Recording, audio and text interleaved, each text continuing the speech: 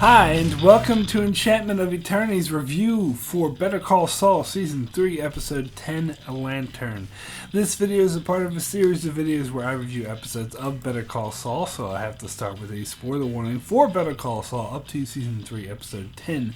If you haven't seen up to this point, you may not want to watch this video, otherwise some things may be spoiled for you. So okay, it's the season finale of Season 3, and while this was by no means whatsoever a bad episode in any way, shape, or form, I still couldn't help but be a little underwhelmed by it. After all, we've been promised that Season 3 would be the best season yet, but nothing really powerful happened at the end of the season, such as in the two previous seasons. Again, to be perfectly clear, not to say that this was a bad episode at all, as this was still a powerful episode. What happened to Chuck was quite shocking and unexpected. We finally get to see Hector Salamanca meet his fate, but it didn't carry quite the punch that I was expecting. Perhaps I'm simply a victim of my own expectations, and I'm willing to accept that, because there was a lot of things about this episode to appreciate, and perhaps I will appreciate it more with time. So let's start with Chuck, as he was really the headline of this episode. It very much looks like this was in fact his last episode. First of all, it starts with him at HHM, with Howard giving this big speech about how he doesn't want to bankrupt the firm or drag their name through the mud at court, so insists the best course of action is to proceed like things were before, and like nothing ever happened. Just let bygones be bygones. And he goes to shake Howard's hand. So this is another TV cliche example of a character being unrealistically obtuse when it was beyond obvious that Howard would not simply shake his hand. So instead he asks everyone to leave and then gives this speech on how they built this firm together, but more recently Chuck has been acting out of his own self-interest rather than the interest of the firm, which is true. And then Howard reveals he's going to buy Chuck out by using his own money to prevent bankrupting the firm. Now, Howard is playing the victim here, but I don't think he is totally the innocent victim that he's claiming to be, and some of the blame, I think, does lie squarely on his shoulders. Because the way he told it, was that, I gave a friendly, polite suggesting that it was time for you to retire and you totally overreact. But that's not true at all. He didn't politely suggest. He gave Chuck an ultimatum. He gave him an order. He forced him to retire against his will. Not at all the same thing in the slightest. So I would actually side with Chuck here, and his lawsuit was the proper response to trying to be forced out of his own goddamn firm. And further, when Howard reveals he's paying Chuck out of his own pocket, he tried to play it like, Chuck was forcing him to do this. It was all his fault. But the truth is that Howard chose to spend all of his personal money rather than simply allow Chuck to keep operating as a lawyer. So in some ways, I do hold Howard personally responsible for what happens to Chuck next, because Howard didn't believe in Chuck, didn't believe he would recover and get better and become a functioning lawyer again, which was Chuck's goal. Well, it's true that Chuck did let his personal vendetta against him get the better of him and was to the firm's detriment. All signs point to his life turning around, however, and instead of giving him support and the benefit of the friend and the benefit of the doubt, which is what Chuck had earned, Howard would rather spend all of his personal money in order to kick Chuck out of the firm. So Howard is not the victim here at all. And when Howard tells Chuck he wins, that clearly isn't true, because Chuck's goal wasn't to bankrupt Howard or to get him to lose a lot of his personal money, but to keep operating as a lawyer, which is obviously his ultimate goal. So no, he doesn't win. I mean, no other law firm would take him with his recent record, and I suppose he could go into private practice, particularly with all the money he'll be getting, but something tells me that's not what Chuck had in mind. So then Howard gathers all the employees to give Chuck a proper send-off, and they all applaud as he walks out the door, where it's clear that neither Chuck nor Howard are actually happy. And it's actually, I find it telling how fake Howard is, how he's able to go out there and fake this big smile and like clap for Chuck, who he despises now, whereas Chuck isn't as easy at faking his emotions, and so you can tell visibly that he's quite upset by this. So next time we see Chuck, Jimmy comes to visit in a vain attempt to reconcile, as it appears Kim's crash has had an effect on him. It seems like the smarter thing to do would be actually to tell Chuck about Kim's crash, but of course he doesn't, because that may actually lead Chuck to have some sympathy for him. So when Jimmy comes in Chuck's house, Chuck has all the electricity on, refrigerators and buzzing and whatnot. And even though we didn't see definitively that Chuck was faking it and just turning on all this stuff for Jimmy's benefit, we can kind of infer that's what's going on. After all, Chuck did take a long time to open the door, so he could have been turning on all this stuff. As we saw, this is exactly what he did when Howard came to visit. At any rate, we do see that after Jimmy leaves, he is in a lot of pain, so turns off the power altogether.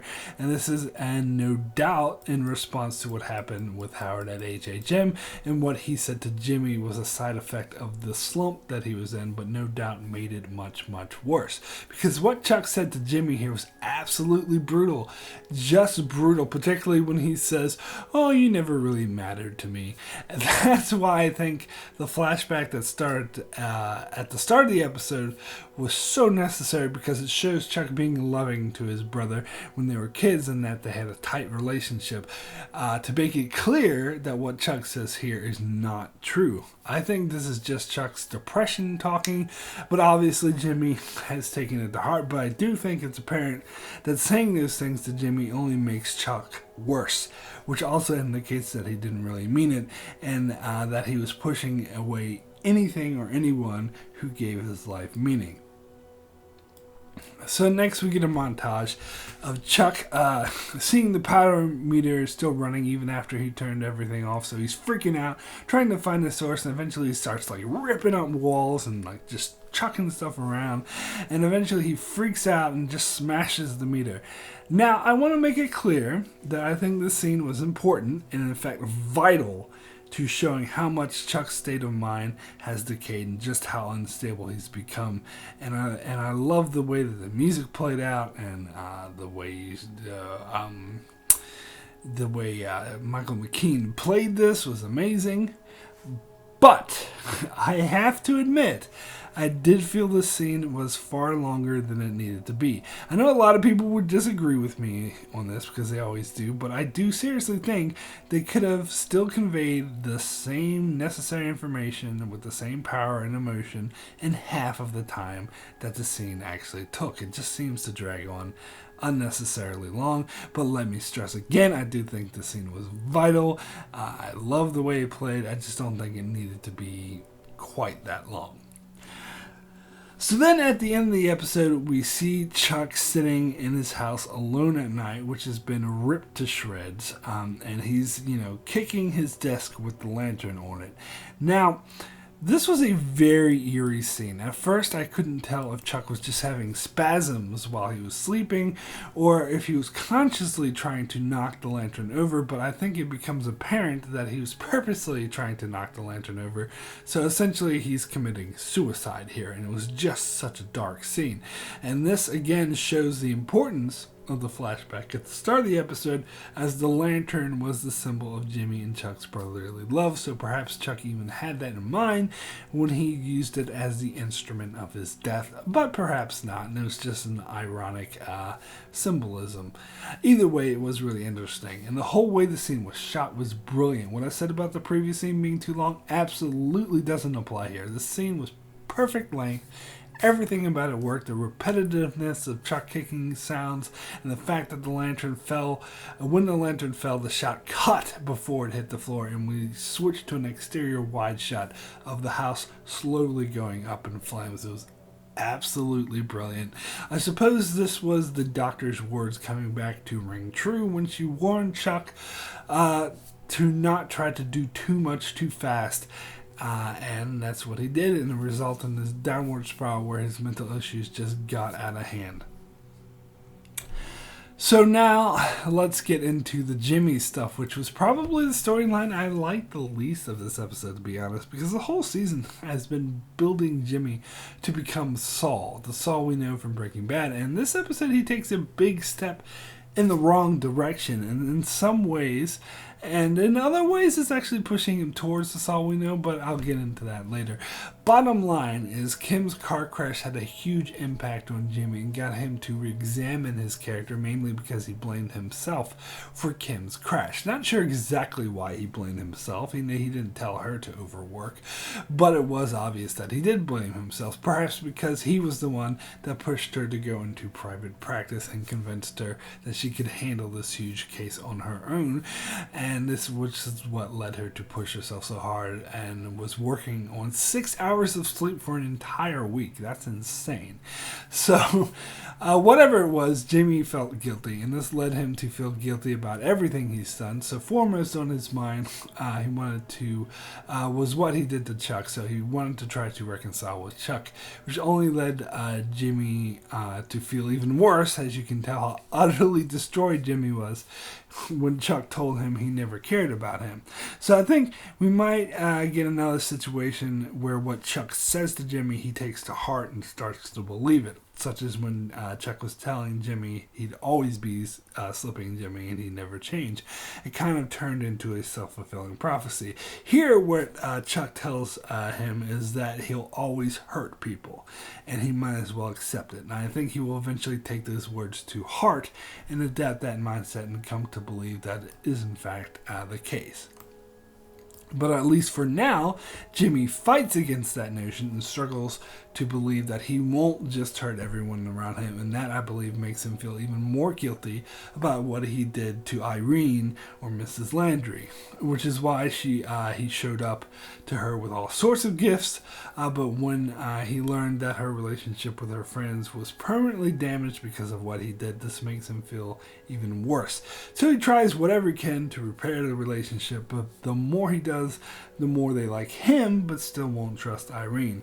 I did find it interesting that he was telling Kim about his quest to make Irene feel better, because surely he wouldn't tell Kim about what he did to get the settlement money, because she would be totally pissed if she found out about that. So if she doesn't know, why does she think he's trying to get Mrs. Landry to feel better? I don't know, that part is a bit hazy to me. But regardless, Jimmy says he knows what to do to make her feel better, but he doesn't want to do it.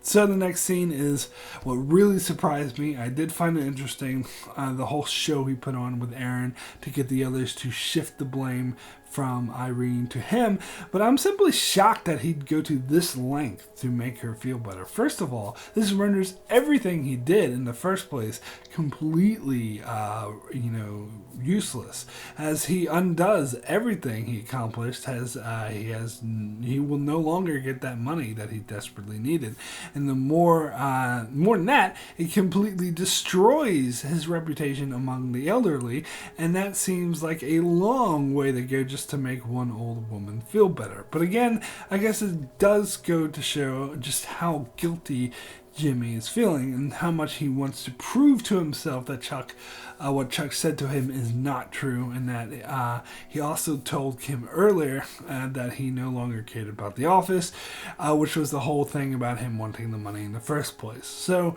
in a way it makes sense, but it still feels like a huge extreme to go to. But more than that, it is a step in the wrong direction for Jimmy becoming the selfish, conniving Saul, because here this is Jimmy actually becoming a better person and doing something out of sympathy and guilt, which isn't like Saul Goodman at all.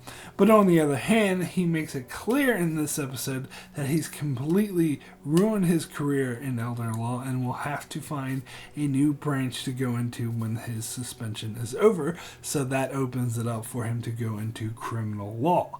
And also, the Jimmy McGill name is being dragged through the mud and will now have a lot of stigmatism attached to it as someone who treats the elderly like shit. So it makes perfect sense that when he returns, he changed his name to distance himself from that name, and he already started using the Saul Goodman name, so it makes sense he'd use that one for his lawyering career as well. So in that sense, this is pushing him closer to becoming Saul Goodman, but he'd have to have a massive change in character to get him to be the despicable Saul Goodman that we all know. And I do have a few theories on how this might go down. Most importantly, I think this will involve Kim breaking it off with him. That is one major event I think needs to happen for Jimmy to become Saul Goodman. Chuck's death will surely have some effect on him, but I doubt it will be public knowledge that Chuck killed himself, and will probably look more like an accident. Now, the fact that those hateful things Chuck said to him would be his last words ever to him will definitely have an effect on him. But the state of things are now, I think it's clear, Jimmy's relationship with Kim is the one thing keeping him a good person, and her faith in him has always been a driving force for him to do better, and it was her car accident that made him re-examine his life choices. So if she rejects him, which I believe she will, this will cause Jimmy to lose any shred of decent human being that he was holding on to and become Saul Goodman completely. To be clear, I don't think her dying would have the same effect. It wouldn't necessarily affirm that he is no good. In fact, it will sort of make him feel guilty for all the bad he's done, just like he feels guilty here. It needs to be Kim rejecting him and also believing, or even maybe perhaps telling him, that there is no good in him. This is what I think will make him abandon any thought of being a decent human being, but that is just my wild guess. So, speaking of Kim, let's get to her next, as the car accident obviously had a huge impact on her and got her to re-examine her life. Now, I had assumed at the end of last week's episode that Kim would lose the oil case because of the accident, but we see that it isn't necessarily the case, and that she could have found the way to continue, but she opted not to. In fact, the scene with her and Francesca where she tells her she could continue as normal, but you see Kim staring at the schedule, was brilliant. It was brilliantly acted, as you can see Kim realizing that she cannot continue as normal, that her lifestyle was destroying her, and that she needs to have a massive change. In fact, she wasn't enjoying life at all. So instead, she opts not to continue as normal and just sits around watching DVDs and eating snacks. She's obviously taking a break from Mercer Verde as well, but I'm not sure if she'll give up on them entirely. But if she continues sitting around doing nothing all day, surely she will put that job in jeopardy as well. And it seems like she is reevaluating her life. The way that she dismissed helping a mid-sized regional bank becoming a mid-sized national bank as unimportant implies that maybe she stopped caring about her job altogether. But we'll have to see. So next, let's get into the Nacho and Hector stuff. First of all, I do find it interesting that we didn't get any Mike in this episode, which is pretty unusual for an episode in general, especially a season finale, but perhaps it wasn't needed.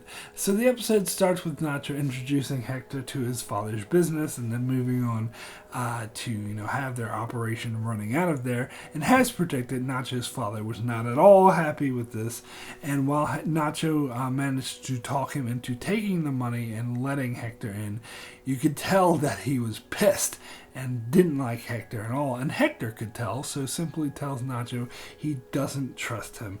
So Nacho's worst fears are starting to come true, that Nacho's dad would turn on him and Hector will kill him. So Nacho's back is against the wall, so he decides he's not going to let that happen. So he decides simply to gun down Hector because the pills are either taking too long and he's run out of time. Perhaps like me, Nacho was wondering if these pills would even work at all. But right when he's about to shoot Hector, his fellow goons show up and assume that he was there because he got their message, as apparently there's going to be a big meeting there. So we soon find it's with Don Ilario's right-hand man and Gus Fring. Ilario's right-hand man makes it clear that they're going to use Gus's trucks to transport all the products in the future. And this pisses off Hector to no end, who even goes as far to say the boss can suck me, which is an extremely dangerous thing to say. I mean, we're talking about the cartel here. But then, right in his angry tirade, he has another attack and goes for his pills, which of course does nothing, and then he collapses, and then an ambulance comes to take him away, and in the commotion, Nacho picks up all the fake pills and presumably switches them for the real pills, which he gives to the paramedics when they arrive. So the interesting question to ask is, was Gus aware of what Nacho was doing? And based on what we've seen of him so far, I'd say the answer has to be yes. The way that Gus looks at Nacho when he handed the medic the pills and after they left made it clear that he knew exactly what Nacho did with the pills. But I'd take it a step further and say that the fact that the goons showed up just in time to stop Nacho from shooting Hector was no coincidence. I think Gus was monitoring Nacho and he knew that Nacho was going to gun down Hector, and so he called this meeting to stop him and to try to agitate Hector to induce an attack, and it worked. So how Gus knew is a big question. So here's my theory. When Gus offered to help Mike, it was obvious he wanted something in return for Mike, and it was obvious from the earlier scene he had plans to deal with Hector. So my guess is he wanted Mike to help him get rid of Hector without killing him, and so Mike told Gus about Nacho's plan, and so after that, Gus simply monitored Nacho and did his best to help him behind the scenes without being noticed. It was interesting that Gus was trying his damnedest to keep Hector alive, and we know that he does in fact want Hector to live. As he said in the past, a quick death is too merciful, so he wants them to live long in misery.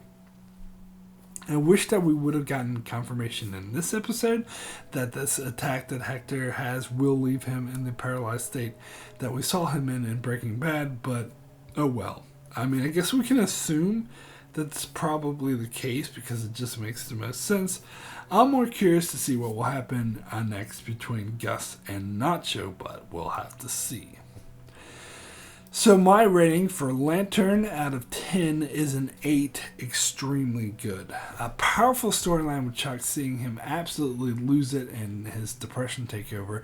Fascinating to see things come to a head with Nacho and Hector, and it looks like we finally got to see how Hector got paralyzed, and it was interesting seeing how Kim dealt with nearly losing her life. But the Jimmy stuff was a bit less interesting, as I didn't really buy this change, which takes his character in the wrong direction, and as usual, some of the scenes dragged on a bit longer than they needed to, but still a good and powerful way to end the season. So that's it for my review of Lantern but not the end of my Better Call Saul Season 3 coverage, as this Thursday night at 9 p.m. Eastern Standard Time in the U.S., I'll be joined by Phil the Issues Guy and Don Willie as we discuss Season 3 in its entirety, which is going to be a lot of fun, so make sure to join us live in the chat or check us out afterwards in the archives. I'll put a link for that video in the description below. Also be sure to check out my channel as I do many other videos on shows like Game of Thrones, Star Trek, Dark Matter, Orphan Black, and more. So be sure to subscribe so you can keep up with all of that. And thanks a lot for watching.